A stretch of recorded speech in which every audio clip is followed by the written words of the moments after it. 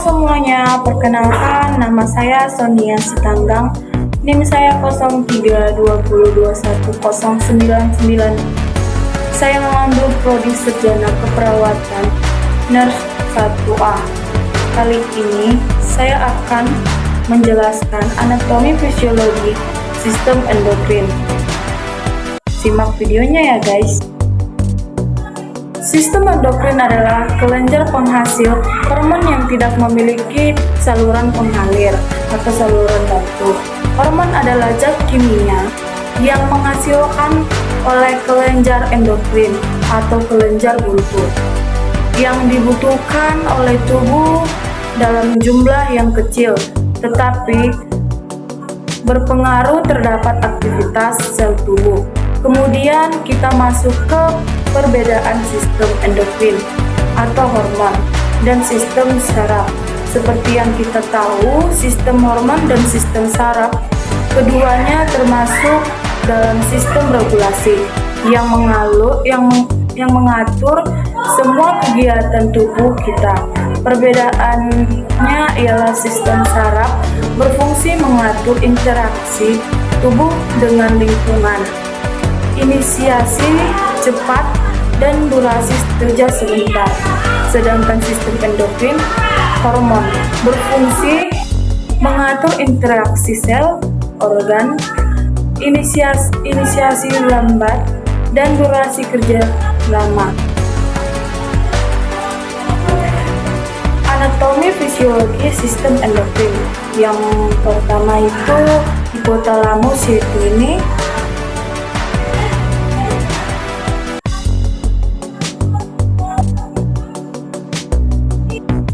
Hipotalamus merupakan pusat tertinggi sistem kelenjar endokrin yang menjalankan fungsi melalui hormon dan saraf. Adapun fungsi dari hipotalamus ialah mengatur sekresi kelenjar hipofisis. Selanjutnya hipofisis atau pituitari, yaitu ini.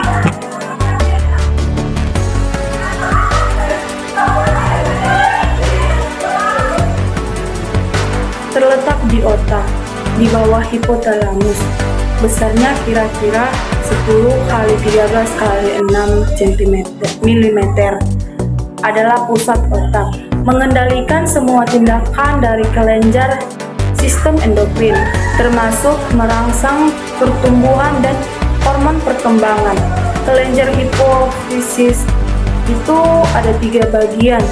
Yang pertama itu bagian depan, dihasilkan hormon somatotropin atau thyroid stimulating hormone, adrenotropin, prolaktin, gonadotropin yang terdiri dari utama itu pada wanita yaitu hormon follicle stimulating hormone dan LH atau luteinizing hormone. Yang kedua itu pada laki-laki yaitu hormon follicle stimulating hormone dan interstitial cell stimulating hormone. Bagian tengah atau lobus intermedia menghasilkan hormon melanotropin. Yang pertama itu bagian belakang atau posterior menghasilkan hormon oksitosin. Hormon antidiuretik hormon. Ada fungsi hipofisis ialah untuk menghasilkan hormon yang mengatur berbagai fungsi organ tubuh. Selanjutnya kelenjar pineal, yaitu ini. Kelenjar pineal adalah kelenjar di dalam otak. Adapun fungsi pineal ialah menghasilkan hormon metalonic. Hormon ini berperan untuk menimbulkan kantung yang mengatur irama tidur alami atau irama sirkadian. Itulah sebabnya jika fungsi kelenjar pineal terganggu, dapat terjadi insomnia atau sulit tidur. Selanjutnya itu kelenjar thyroid, yaitu ini.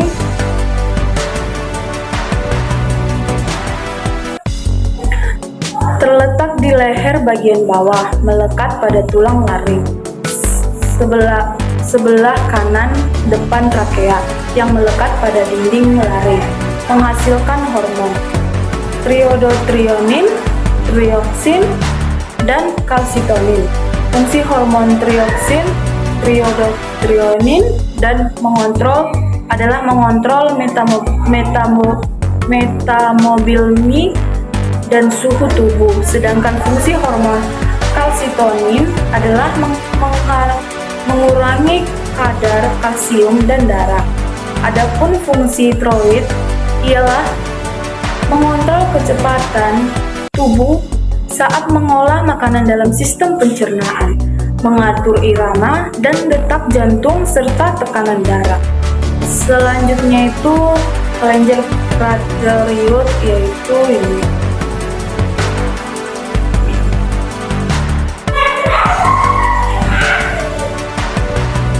Terletak di selaput yang membungkus kelenjar tiroid.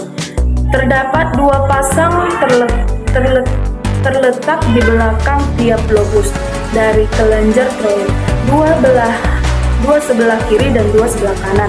Hormon yang dihasilkan ialah parathyroid yang berperan penting dalam mengatur kadar kalsium dalam darah. Yang selanjutnya itu kelenjar timus, yaitu ini. Kelenjar timus terdiri atas dua lobus berwarna kemerahan-merahan. Pada bayi yang baru lahir berbentuk kelenjar timus sangat kecil, beratnya hanya sekitar 10 gram. Kemudian ukurannya akan bertambah besar pada masa remaja atau pubertas, menjadi sekitar 30-40 gram.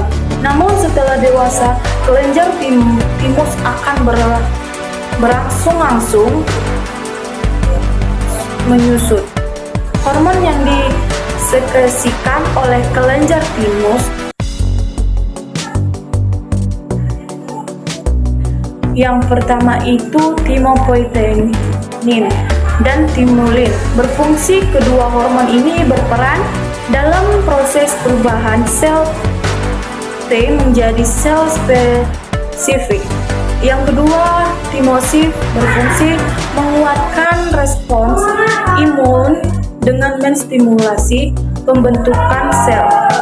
Adapun fungsi kelenjar timus ialah memproduksi sel darah putih yang disebut limfosit atau sel limfosit. Selanjutnya kelenjar adrenal, yaitu ini.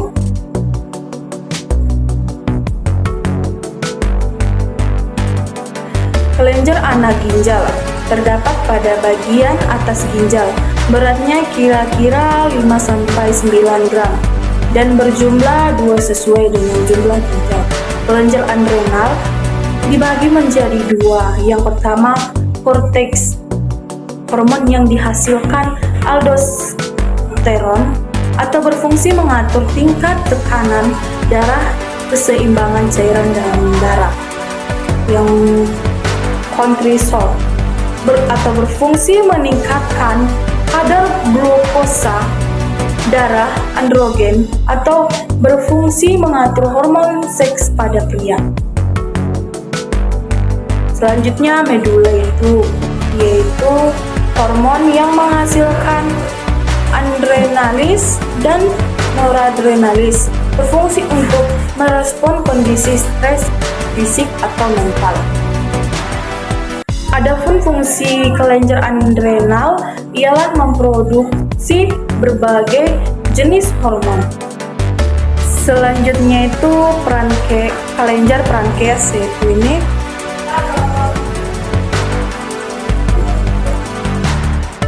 Terletak di dekat kepala duodenum. Hormon yang dihasilkan insulin dan glukagon. Fungsinya insulin mengubah glukosa menjadi glikogen, sedangkan glukagon menghubungkan glikogen menjadi glukosa. Adapun fungsinya, kelenjar pankreas sebagai organ yang memproduksi enzim untuk menghancurkan dan mencerna makanan di dalam perut. Selanjutnya itu kelenjar gonad, yaitu kelenjar yang menghasilkan hormon reproduksi. Yang pertama itu pada wanita, kelenjar ovarium. Hormon yang dihasilkan estrogen, progesteron. Hormon-hormon ini memberikan kontribusi pada siklus menstruasi. Pada laki-laki, kelenjar testis. Hormon yang dihasilkan testosteron. Hormon testosteron ini berperan dalam perubahan fisik pada laki-laki, seperti pembentukan suara, jakun, dan lain-lain, dan berperan dalam sistem reproduksi untuk spermatogenis. Adapun fungsi gonal ialah menghasilkan hormon seks. Demikianlah penjelasan saya tentang anatomi fisiologi sistem endokrin. Jika ada perkataan saya minta maaf. Salam sehat, salam stikes, Santi Elizabeth Medan. Dadah. Jangan lupa di like, di komen, di share, dan di subscribe teman-teman. Dadah.